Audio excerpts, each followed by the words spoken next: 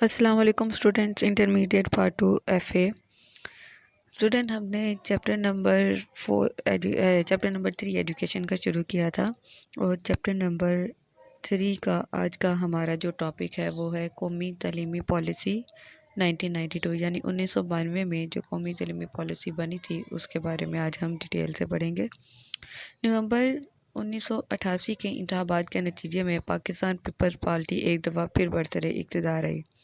وزیر اعظم محترمہ بے نظیر بھٹو کی حکومت نے اپنی تعلیمی پالیسی وضع کرنے کے لیے ماہرین تعلیم اور اساتذہ کی ایک کانفرنس 1990 میں طلب کی۔ یاد رہے کہ پہلی جو تعلیمی پالیسی پیپلز پارٹی نے پیش کی تھی اس وقت کے وزیر اعظم ذوالفقار علی بھٹو تھے۔ 1992 کی جو پیپلز پارٹی کی تعلیمی پالیسی پیش ہونے جا رہی تھی، اس کی وزیر اعظم محترمہ بے نظیر بھٹو دختر ذوالفقار علی بھٹو تھیں۔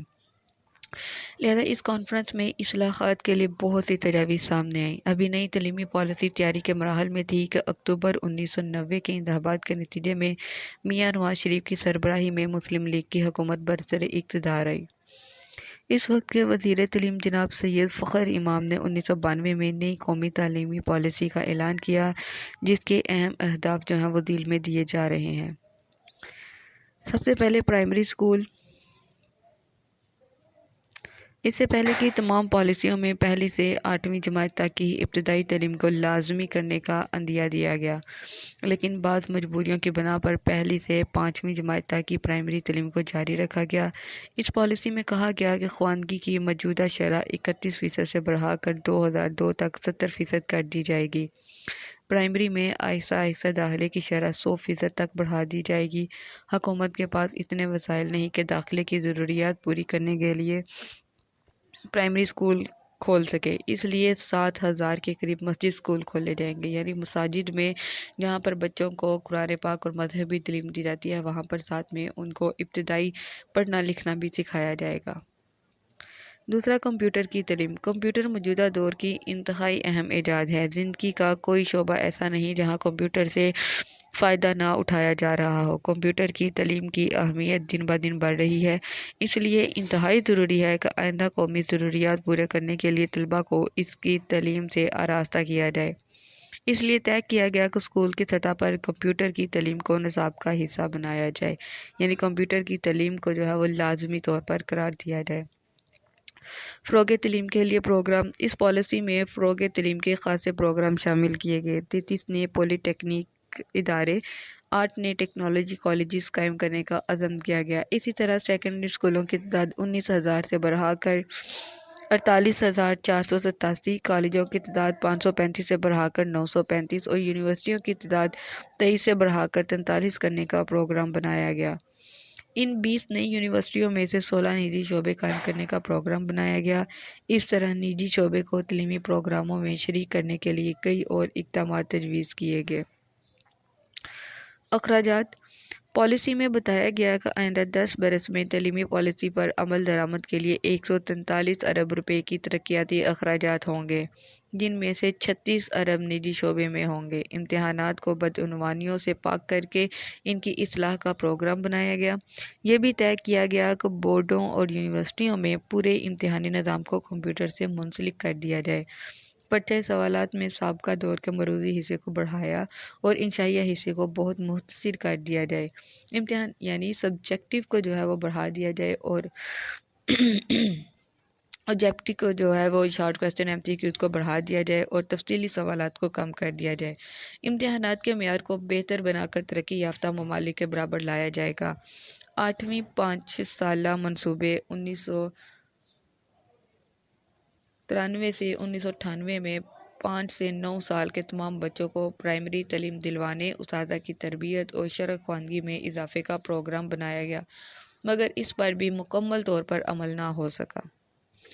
اس کے بعد ایک نئی قومی تعلیمی پالیسی بنی جو 1998 سے 2010 تک کی بنی تھی۔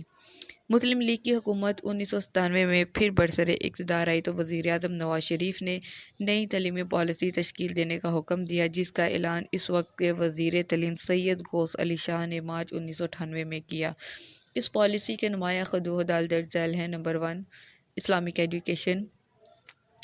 قرارداد مقاصد اور آئین پاکستان کی دفعہ 13 کے مطابق پہلی دفعہ یہ تسلیم کیا گیا کہ پاکستانی شہری کے لیے قرآن اور سنت کے مطابق زندگی گزارنے کے مواقع فراہم کرنے کی جو ذمہ داری حکومت پر عائد ہوتی ہے، طلباء کی اس کے مطابق تربیت کرنا ضروری ہے۔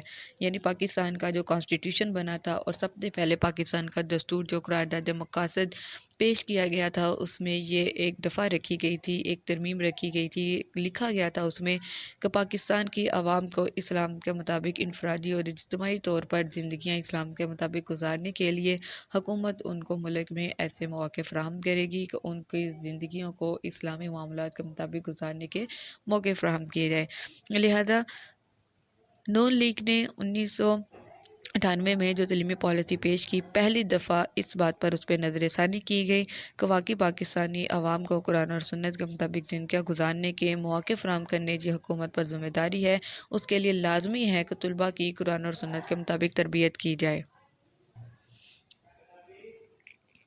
6 سے 12ویں جماعت تک قرآن پاک ترجمے کے ساتھ پڑھانے کا پروگرام بنایا گیا۔ اسلامی تعلیمات کے تربیتی program Pakistan administrative staff college, national institute of public administration, staff colleges اور آرمڈ فورسز کی اکیڈمیز میں بھی شروع کرنے کا پروگرام بنایا گیا۔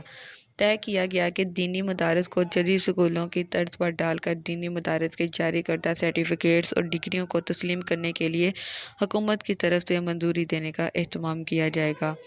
ابتدائی تعلیم۔ یہ بات بین الاقوامی سطح پر تسلیم کی جا چکی ہے کہ تعلیم حاصل کرنا ہر شہری کا بنیادی حق ہے۔ موجودہ پالیسی میں اس بات کو تسلیم کیا گیا ہے کہ ہر شہری کو تعلیم کے مواقع مہیا کرنا ریاست کی ذمہ داری ہے۔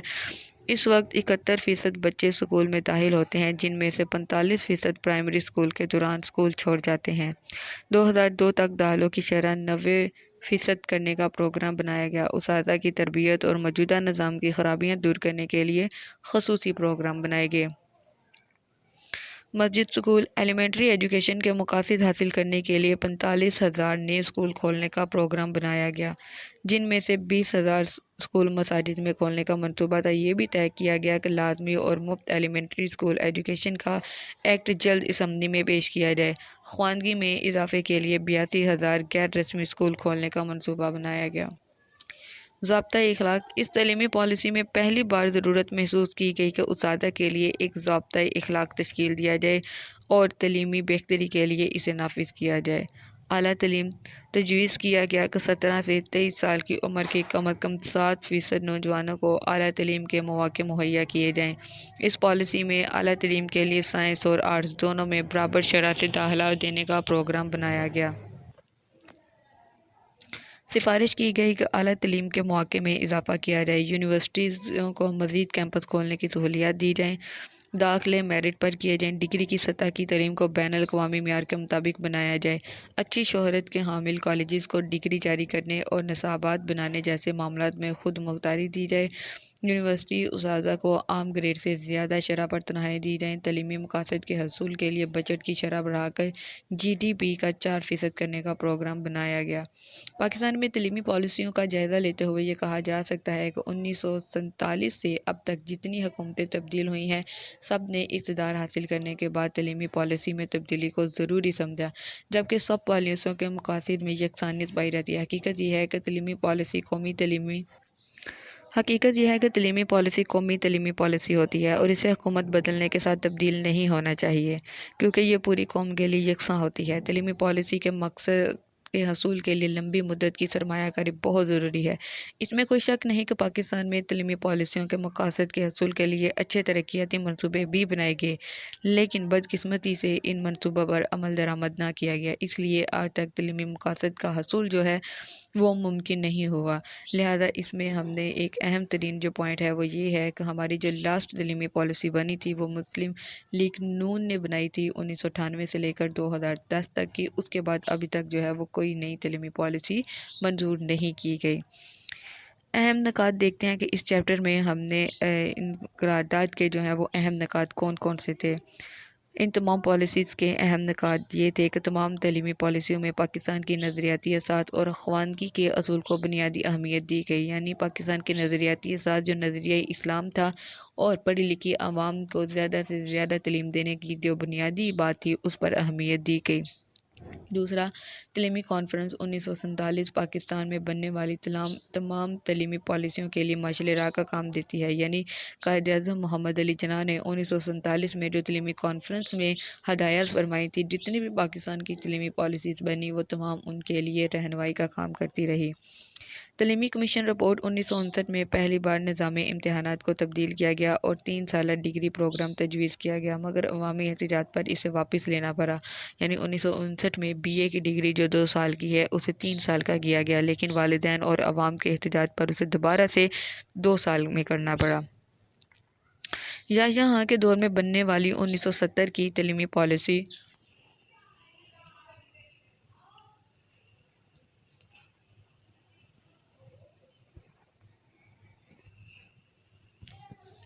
عوام کی امنگوں کے مطابق ہونے کے باوجود عمل درآمد سے محروم رہی، یعنی 1970 میں جو تعلیمی پالیسی بنائی گئی تھی وہ عوام کی امیدوں کے بالکل مطابق تھی، لیکن اس کے باوجود اس پر عمل نہ کیا جا سکا۔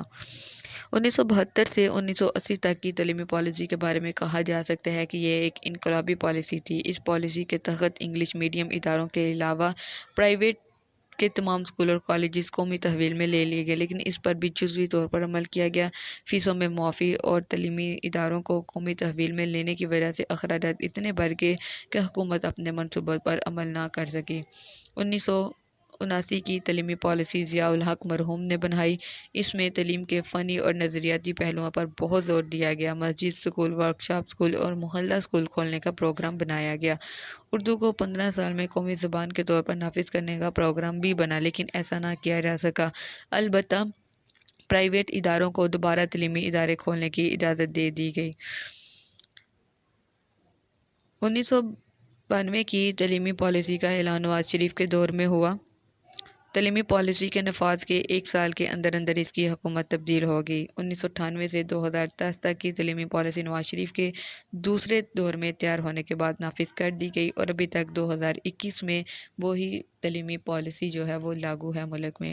لہٰذا چیپٹر نمبر 3 اس میں ہمارا جو ہے ساتھ میں کمپلیٹ ہوتا ہے، جس میں ہم نے 1947 پاکستان کا جب سے وجود ہے تب سے لے کر ابھی تک کی، یعنی 2010 تک کی جو آخری تعلیمی پالیسی ہے ان کے متعلق ہم نے ڈیٹیل سے پڑھا کہ پاکستان میں جب حکومت چینج ہوئی تب تعلیمی پالیسی بھی بنی۔ حالانکہ ہونا تو یہ چاہیے تھا کہ یہ ایک قومی تعلیمی پالیسی تھی اور حکومت چینج ہونے کے ساتھ پاکستان کی تعلیمی پالیسیز کو چینج نہ کیا جاتا، بلکہ جو پاکستان کی 1947 میں تعلیمی کانفرنس نے جس تعلیمی پالیسی کی بنیاد رکھی تھی، ہر آنے والی حکومت چاہتی کہ وہ اس کے لیے ایک بجٹ جو ہے وہ مختص کرتی اور اس پر عمل درآمد کروانے کی کوشش کرتی، لیکن ایسا نہ ہو سکا۔ ہر آنے والی حکومت نے اپنی مرضی کے مطابق نئی تعلیمی پالیسی بنانا شروع کی اور ابھی تک اگر ہم دیکھیں تو صحیح طور پر کسی بھی تعلیمی پالیسی پر عمل نہ کیا جا سکا، جس کی وجہ یہی ہے کہ ہر حکمران اپنی تعلیمی پالیسی کو لاگو کرنے کی کوشش میں لگا رہا اور تمام تعلیمی پالیسیز پر عمل نہ کیا جا سکا، جس کی وجہ سے پاکستان میں آج بھی معیار تعلیم بہت کم ہے۔ اگر ہم شرح خواندگی کی پرسنٹیج دیکھیں تو ناخواندگی کی شرح اتنی زیادہ ہے کہ اگر آج کے دور میں کوئی نئی تعلیمی پالیسی بنائی جائے تو اس کے لیے کم از کم ہمیں 10 سال کا عرصہ جو ہے شرح ناخواندگی کو کم کرنے میں درکار ہوگا۔ اسی کے ساتھ ہمارا چیپٹر نمبر 3 جو ہے یہ کمپلیٹ ہوتا ہے۔ خدا حافظ۔ ویڈیو پسند آئی تو لائک کریں، اپنی رائے کمنٹ کریں۔ ایسے ہی مزید ویڈیوز کے لیے ہمارا چینل سبسکرائب کریں اور بیل کا آئیکن دبائیں تاکہ آپ کو ہر ویڈیو کا نوٹیفیکیشن ملتا رہے۔